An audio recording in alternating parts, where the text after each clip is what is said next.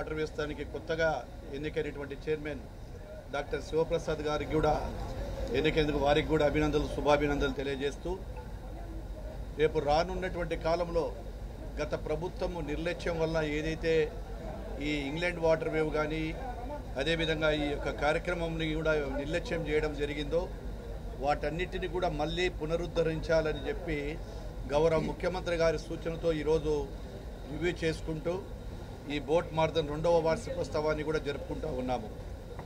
ఈ యొక్క ప్రాముఖ్యతలో భాగంగా England water waves and tourism 2 department కలిసి ఏ విధంగా అభివృద్ధి చేయగలుగుతాము, టూరిజాన్ని ఇంకా అభివృద్ధి చేస్తూ ఈ యొక్క ఇంగ్లాండ్ వాటర్ వేవ్లో ఉన్నటువంటి కనెక్టివిటీ ఏ విధంగా అభివృద్ధి చేయాలి, గుజరాత్ అండ్ మద్రాస్ తర్వాత అత్యంతగా మనకు ఈ యొక్క ప్రాంతం అంతా కూడా 950 కిలోమీటర్ల ప్రాంతం ఉంది. ఆ ప్రాంతంలో ఈ గౌరవ ముఖ్యమంత్రి గారు చెప్పినట్టు ఏదైతే కమర్షియల్కు సంబంధించినటువంటి ఈ యొక్క ట్రాన్స్పోర్ట్ విధానాన్ని కూడా ప్రవేశపెట్టాలని చెప్పి చాలామంది కూడా ఇన్వెస్టర్లు రావటం జరుగుతూ ఉంది. అందులో భాగంగా రాబోయే 6 నెలల్లో పీపీపీ మోడల్లో ఎవరైతే ఈ యొక్క ఇన్వెస్ట్మెంట్ మనకు దాదాపుగా 100 రూపాయలు ఖర్చు అయితే తగిన రవాణా సౌకర్యంలో ఈ యొక్క రోడ్డు మీద ఉన్నటువంటి ట్రాన్స్పోర్ట్లో కేవలం 10% రవాణా సౌకర్యంలో ఈ యొక్క ట్రాన్స్పోర్ట్ను కూడా తీసుకుపోవడం జరుగుతుంది. ఈ ట్రాన్స్పోర్ట్ను తీసుకుపోవడం వలన మనకు ట్రాఫిక్ సమస్య ఒకటే కాకుండా రోడ్డు మీద కూడా భారం తగ్గుతుంది, రద్దీ కూడా తగ్గుతుంది అని చెప్పి మేము చేసిన సర్వే వలన కూడా తెలిసింది. ఈరోజు జల రవాణా టూరిజంలో చాలామంది కేరళలో ఏ విధంగా జరుగుతూ ఉందో అంతకంటే మంచిగా అభివృద్ధి చేయాలి. కొత్త పాలసీలు తీసుకొచ్చాము. ఆ పాలసీలను కూడా పబ్లిక్ అందరికీ కూడా తెలియజేసుకొని ఇన్వెస్ట్మెంట్ చేసే ప్రతి ఒక్కరిని ముందుకు రావాలని చెప్పి కూడా కోరడం జరుగుతూ ఉంది. అదేవిధంగా ఈ రెండింటిని అనుసంధానం చేసుకుంటూ అటు టూరిజం ఇటు ఇంగ్లాండ్ వాటర్ వేవ్ను చేసుకుంటూ కొత్త కొత్త ప్రదేశాలను ఎక్కడెక్కడ ఉన్నాయో వాళ్ళని కూడా ఐడెంటిఫై చేశాము. ఈ బోటింగ్ ద్వారా దీని ద్వారా ఆ అనువైన ప్రాంతాలను ఎంపిక చేసి రెండింటికి కూడా ఉద్యోగ కల్పన కల్పించాలి.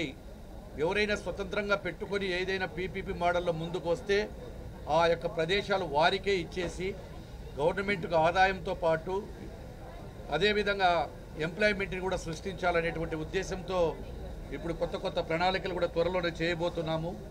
గౌరవ ముఖ్యమంత్రి గారికి ఇవన్నీ కూడా నివేదికలు సమర్పించి త్వరలోనే అన్ని నిర్ణయాలు తీసుకోవడం జరుగుతుందని చెప్పి మీకు అందరికీ కూడా తెలియజేస్తూ ఇక్కడికి వచ్చినందుకు పత్రికా విలేకరులకు అందరికీ కూడా ప్రత్యేక ధన్యవాదాలు తెలియజేస్తా ఉన్నాం. Thank you.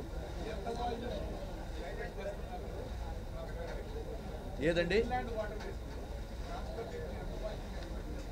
ఇప్పుడు ఇది మన ఒక్కటే కాకుండా బయట ఇతర దేశాల నుంచి కూడా కంపెనీలు మా దగ్గరికి రావాలని చెప్పి ప్రపోజల్స్ పెట్టారు.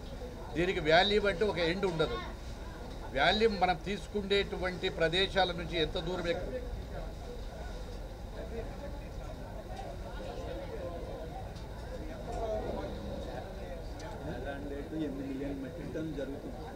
ఇప్పుడు జరుగుతున్నది ఏంటంటే 8 మిలియన్ టన్నులు జరుగుతుంది, కానీ దానికంటే త్రిబుల్ చేయాలనేటువంటి ఆలోచనలో ఉన్నాము. ఎందుకు ఆలోచనలు ఉన్నాయంటే ఎక్స్పెండిచర్ ఖర్చు, రవాణా సౌకర్యం ఖర్చు తగ్గుతుంది. మీకు రోడ్డు మీద తీసుకెళ్తే గిన 100 రూపాయలు ఖర్చు అవుతే ఇదే ఈ యొక్క నీటి ద్వారా తీసుకెళ్తే గిన 10 రూపాయలకే వస్తాయని చెప్పి మా ఎస్టిమేషన్లు ఉన్నాయి.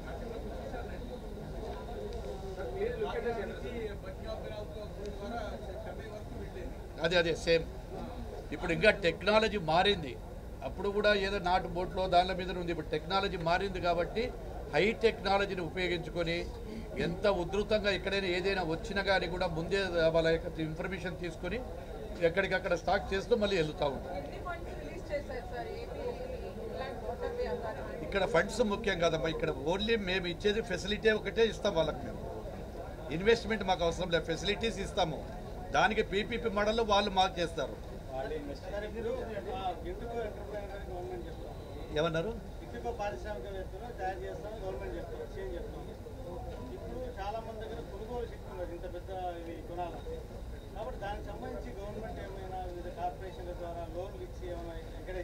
ఇప్పుడు ఇందాకే మీకు చెప్పాను, పీపీపీ మోడల్లో ఉంటే గినా ఇంటికి ఒక పారిశ్రామికవేత్తను వాళ్ళకు తెలిసినటువంటి విధానంలో ఇప్పుడు 100 టన్నుల లారీ ఉంటుంది, 16 టన్నుల లారీ ఉంటుంది, 5 టన్నుల లారీలు ఉంటాయా?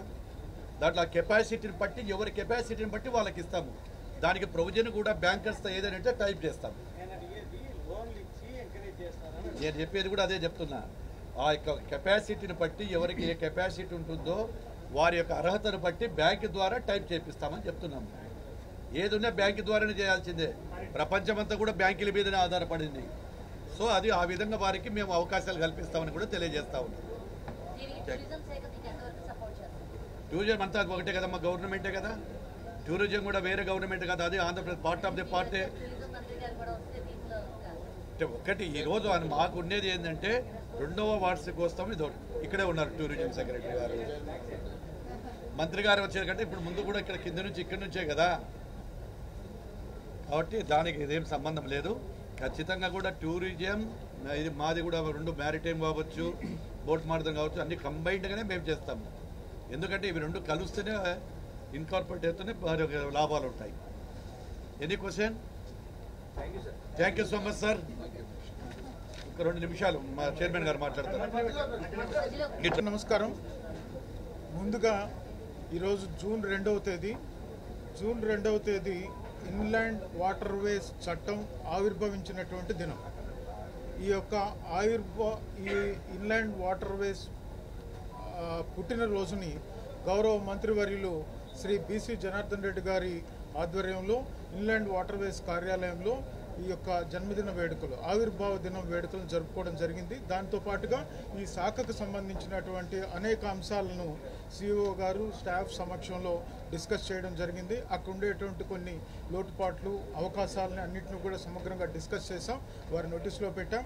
ఆయన దాని పట్ల సానుకూలంగా స్పందించారు. గౌరవ ముఖ్యమంత్రి గారి నోటీస్ తీసుకెళ్లి వీటన్నిటిని కూడా సార్ట్అవుట్ చేసి రాబోయే రోజుల్లో గవర్నమెంట్ యొక్క విజన్ ఏ విధంగా ఉందో దానికి సానుకూలంగా తీసుకెళ్లే దిశగా వారు స్పందించారు. ధన్యవాదాలు సార్.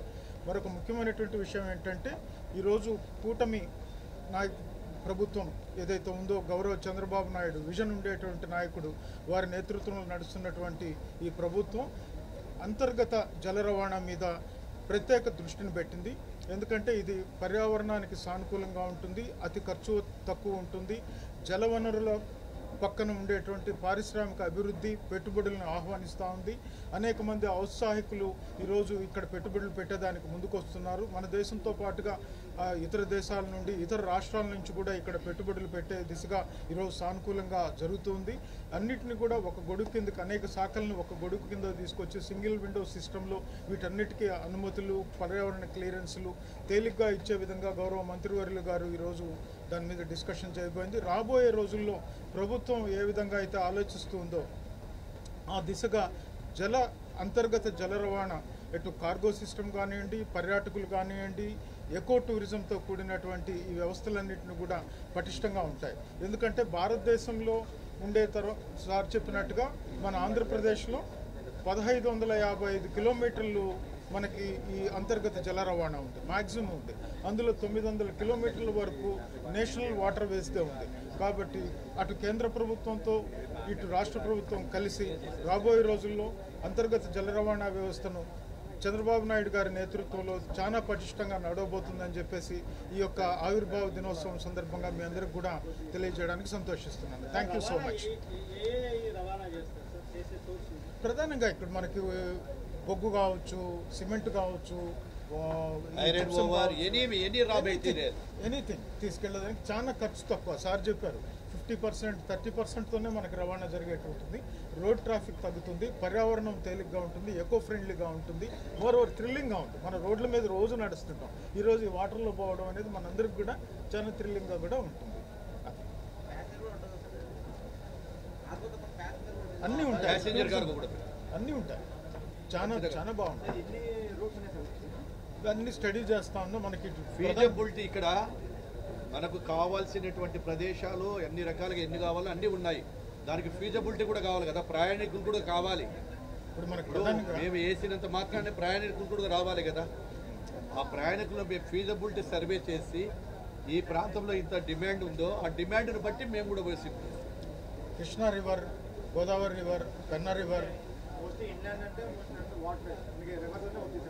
అవును. రివరు, కెనాల్స్, కెనాల్స్ కూడా అన్నీ కూడా కెనాల్స్ లో కూడా వాటర్ సోర్స్ ను బట్టి ఏ సీజన్ లో వాటర్ ఉంటుందో ఆ సీజన్ లో తీసుకుపోవడానికి కూడా ప్రయత్నం చేస్తున్నాం. ఒక ప్రాంతంలో కెనాల్లో కొద్ది రోజులు మాత్రమే వాటర్, ఒక 6 months ఉంటుంది. ఆ 6 months మాత్రమే వాడతాం. మళ్ళీ ఆ 6 months తర్వాత వాళ్ళకి డేబెట్ పక్కకి తీసుకురావడమా, అక్కడే స్టాక్ చేయడం. ఇప్పుడు నదులు కాలువలు అనుసంధానం కూడా నడుస్తూ ఉంది కదా, ఇవన్నీ నడుస్తాయి.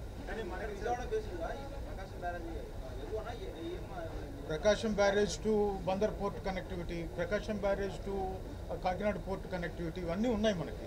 ఇవన్నీ కూడా జరుగుతున్నాయి, స్టడీ జరుగుతూ ఉంది, సర్వే జరుగుతూ ఉంది. త్వరలో ఇవన్నీ కూడా కార్యరూపం దాల్చిపోతా ఉన్నాయి. గౌరవ ముఖ్యమంత్రి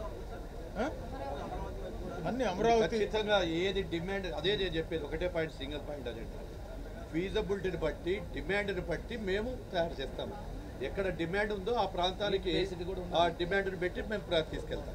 వాటర్ ట్యాక్సీల అవకాశం కూడా ఉంది, అన్ని స్టడీ జరుగుతా ఉంది. ఇవన్నీ ఇప్పుడు వాటర్ ట్యాక్సీ అనేది చిన్న తక్కువ ఖర్చుతో, మీరు చెప్పారు ఇందాక సోదరుడు చెప్పాడు, మీరు ఇంటికి ఒక పారిశ్రామిక చేస్తారని, వాటిని కూడా చేయడం జరుగుతుంది. ఖచ్చితంగా కూడా ఎవరి యొక్క బడ్జెట్ని బట్టి ఆ బడ్జెట్తో పట్టినటువంటి తయారు చేస్తాం. Okay, thank you.